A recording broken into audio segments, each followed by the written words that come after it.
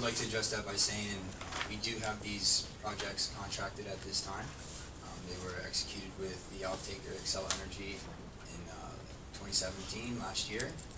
Since that time, and soon following that time, we found out that ordinance revisions were coming into place.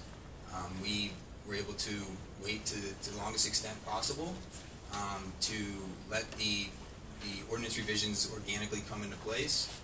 As mentioned, we did that with Dual and Cottington County. We've been sitting back and listening to what has been proposed thus far in Grant County. As proposed currently, we don't see any issues with meeting and or exceeding what's been proposed to date. I will make note that there's a 6-month permitting timeline with the South Dakota PUC. This project is contracted to come online at the end of 2019.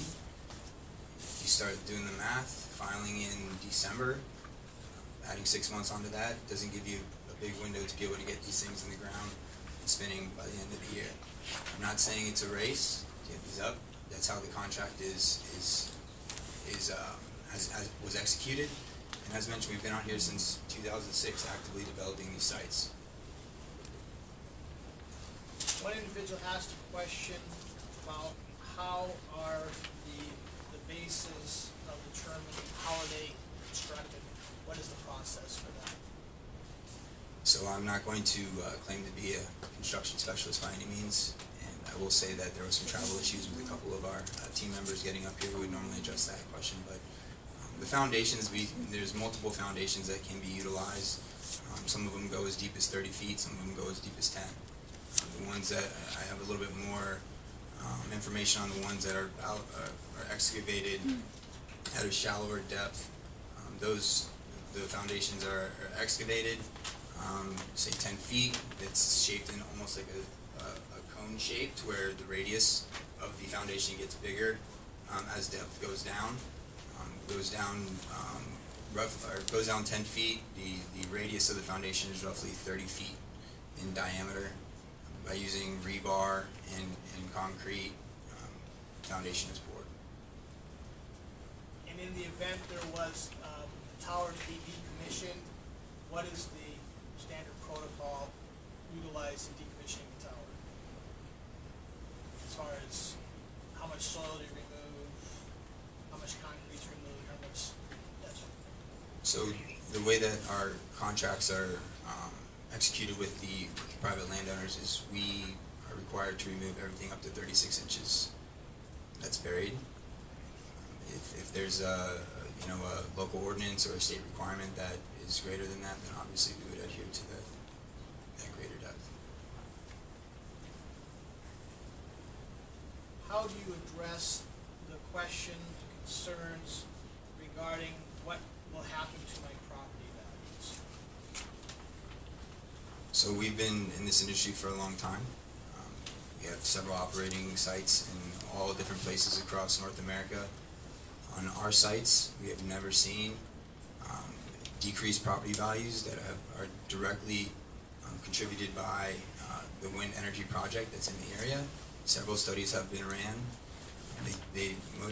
I'm pretty sure, if not all of them, say that the wind projects will not cause a huge increase or decrease in your property values.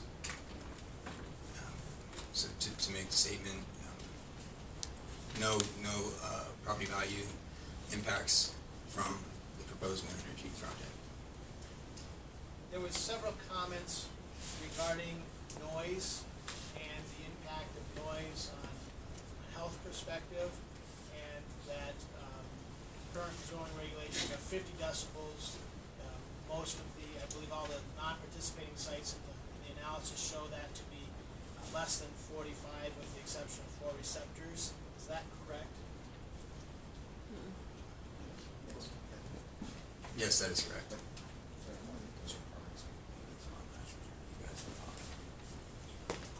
Yeah, just to clarify that, sorry, Chris Olson, health consultant, setback consultant, NextEra.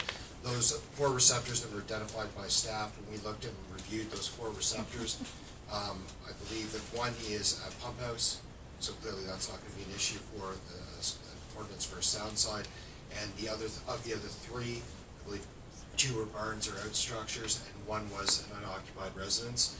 And that unoccupied residence at this point could become occupied. Its sound level currently, as the array is designed, is at 46.8 decibels at that house that nobody's in right now, and NextEra has committed, and they committed to you as a board tonight, that they will adjust that turbine, whether they adjust the blades or they adjust the setback to meet the proposed 45 decibel ordinance that you have in front of you. There was questions or accusations that the flicker and noise analysis that was done as part of your submittals was not done to industry standards, and that needs to be reviewed by an outside source. One, how do you address those comments? And 2, will the PUC also be looking at the same noise and flicker study?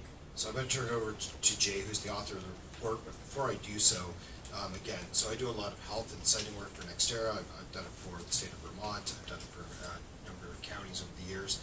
I've probably reviewed over 100 sound reports for different wind projects. What I can tell you from not being an acoustician, but having to review that information in order to use it and apply it to, is it a properly sited wind farm? The standard protocol that was used by EPAC in developing that report is consistent with industry standards that we see across the country used in setting wind projects like this. So the input parameters that he used as standard are the same ones we see in industry standard reports, but I'll turn it over, and the PUC will be doing a full review. They have, in the past 2 applications, hired a gentleman named David Hessler, who is a professional acoustician, and he has reviewed the last 2 applications on their behalf. Whether they choose to again or not, that's surmising, but I'll turn it over to Jay to talk about his report. Jay, one other question, as you're thinking through the previous question, would be, is there a cumulative effect combining the wind energy systems to the south and to the north of this proposed development? And if there is a cumulative effect, is that taken into consideration as part of the analysis? I'll answer the second question first. The cumulative effects, are taken into account with the turbines within the Crown Ridge project. But when turbines get farther and farther away, they're generating noise, but at those distances, their contribution is so small that it doesn't compound. There would be no contribution that would add in. So, and the first question regarding the quality of the analysis and the application moving forward through the PUC and standards that are used in putting together the initial flicker and noise analysis. sure. I've been a consulting engineer for 30 years, over 30 years in wind energy. I've done hundreds of shadow and noise reports over those years. Our company is the exclusive North and South American sales and support agent for the software called WindPro, which is the world's leading software package that is used to produce these studies. So we not only use that software in our daily work, but we also support other consultants and teach other consultants in the proper use of that tool. So there was a comment that we don't warranty the work. That's not something that's commonly done by a consultant to warranty those numbers. But the other comment was that it wasn't stamped. I am a licensed professional engineer, but these studies do not require a licensed PE stamp.